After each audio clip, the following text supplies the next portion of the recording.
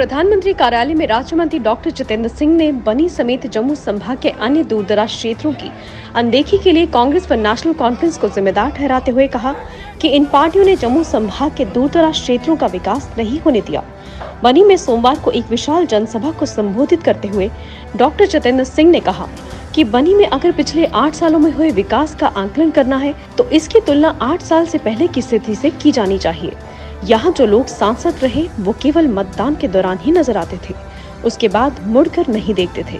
Doctor Jitendra Singh ने कहा कि मोदी सरकार ने 2015 में जब सत्ता संभाली तो कार्य संस्कृति में बदलाव लाया। आज लोगों में उम्मीद बढ़ी है कि उनके द्वारा चयनित नेता उनकी बात सुनेंगे। डॉक्टर जितेंद्र सिंह ने कहा कि जब नरेंद्र मोदी प्रधानमंत्री बने तो उन्होंने देश के दूरदराज व पिछड़े क्षेत्रों को विकास की मुख्य धारा में शामिल करने का बल दिया। इसी का नतीजा है कि आज बनी जैसे क्षेत्रों में सड़कों का जाल बिछा है।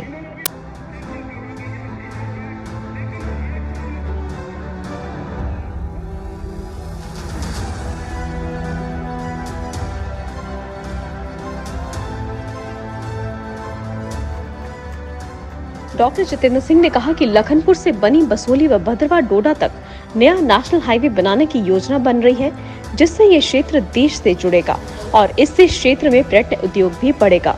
इसके अलावा चत्रगाला टनल की डीपीआर भी तैयार हो चुकी है। बीआरओ की एजेंसी बेकन्स ने 4000 करोड़ रुपए की डीपीआर तैयार की है और उन्होंने केंद्रीय परिवहन मंत्री नितिन गडकरी से इसे भारतमाला स्कीम के तहत इस पर काम शुरू करवाने का आग्रह किया है। डॉक्टर जितेंद्र सिंह ने बनी में नया केंद्रीय विद्यालय बनने व बनी बिलावर के बीच नई सड़क के निर्माण का भी जिक्र किया। डॉक्टर जितेंद्र सिंह ने कहा कि जो कार्य दशकों में नहीं हुए वो बनी में पिछले 8 सालों में हुए, जो मोदी सरकार की कार्यशैली का प्रमाण है।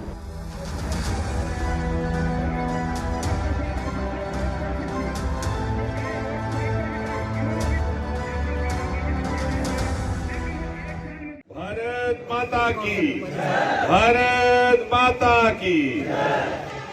साढ़े बीच बैठे ने साढ़े पूर्व विधायक ने थोड़े लोकप्रिय प्रतिनिधि जीवन लाल जी, साढ़े डीडीसी के चेयरमैन करनैल मान सिंह जी, इस वकील साढ़े जगवीर जी, साढ़े संगठन मंत्री विशाल जी, अपने अजीज साहब से नारायण दत्त जी, उत्तम और खैर थोड़े परिचित गए ते साढ़े भी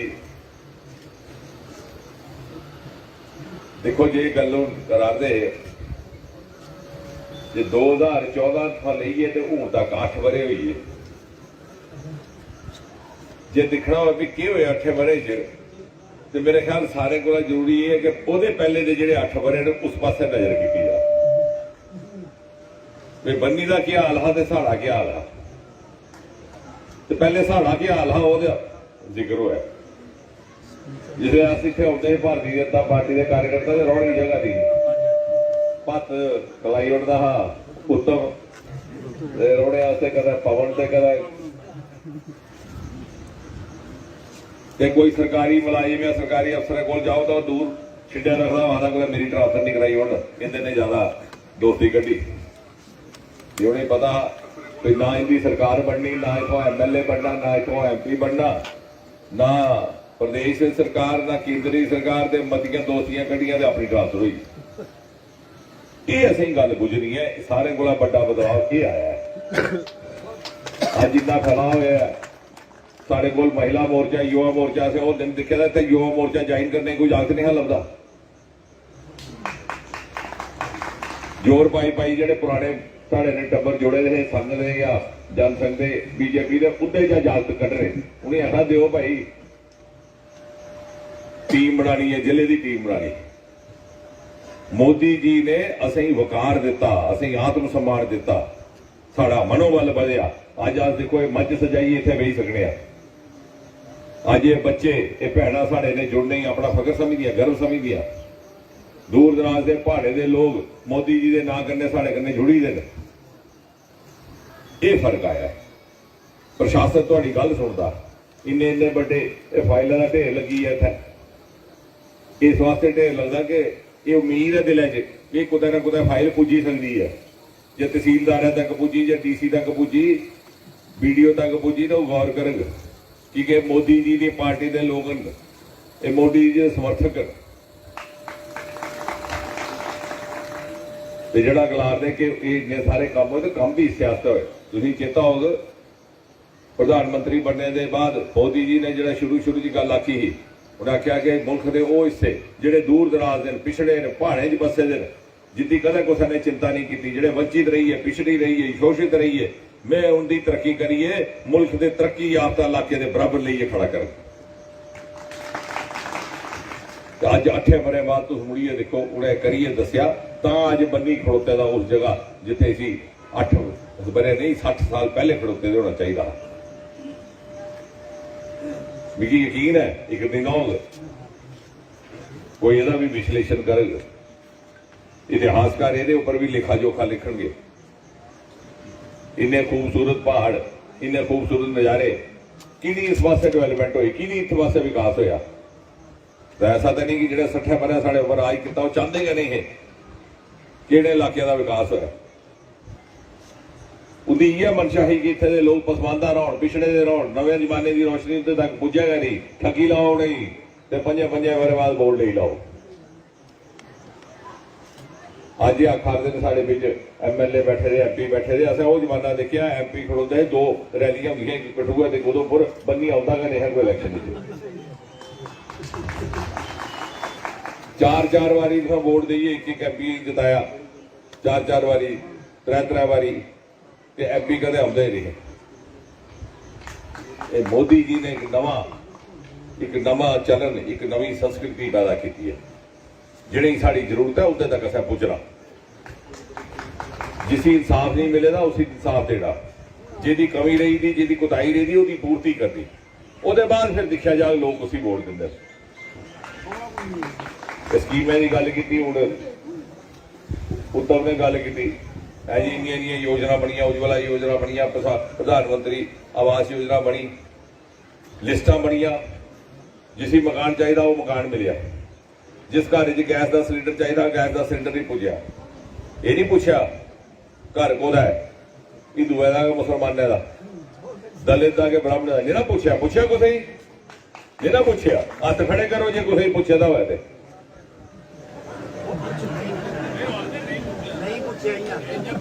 ते ये भी नहीं पूछा भी वोट पिछले बारी कुछ पाया। पूछा जरा तुम सिलेंडर देनी आया, जरा थोड़े घर थोड़े बेटे मकान बनानी आया, उसने पूछा भी पिछले बारी तू BJP की वोट पाया है नहीं पाया, नहीं ना पूछा।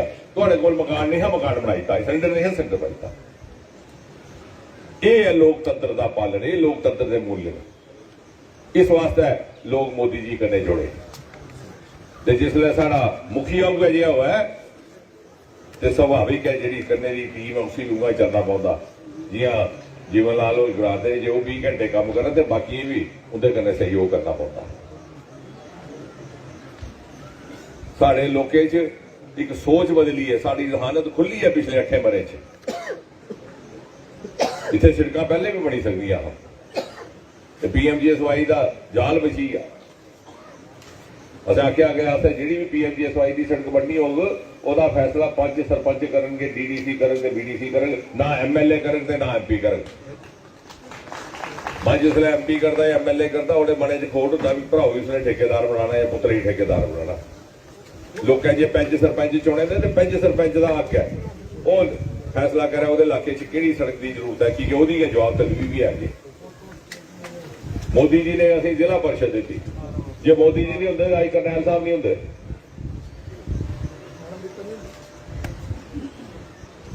तो मैडम रीता नहीं होंगी।